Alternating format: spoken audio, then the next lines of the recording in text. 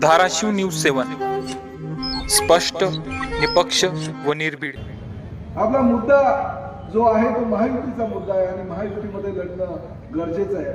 आणि त्यामुळे ज्या पद्धतीनं उमरग्यामध्ये आमची सभा चालू झाल्यानंतर काही लोकांशी चर्चा केल्यानंतर असा निर्णय घेण्यात आला की शेवटी महायुती महत्त्वाचा घटक आहे म्हणून महायुतीमध्येच धाराशिवमध्ये लढायचं।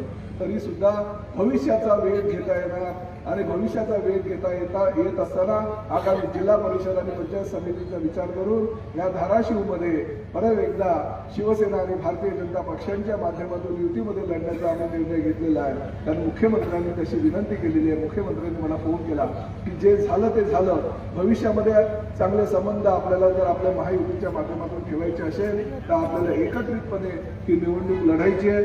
ज्या ठिकाणी एकास एक उमेदवार असतील त्या ठिकाणी ठीक आहे, परंतु ज्या ठिकाणी दोन्ही पक्षाचे एबी फॉर्म असतील त्या ठिकाणी आपल्याला मैत्रीपूर्ण लढत लढून नगराध्यक्षाच्या उमेदवाराला भारतीय जनता पक्षाचा उमेदवार म्हणून नव्हे तर महायुतीचा उमेदवार म्हणून पाठिंबा द्यायचा आहे। असा निर्णय पालकमंत्री या नात्यानं या मंचावर आज आम्ही सगळ्यांच्या वतीने घेत आहोत।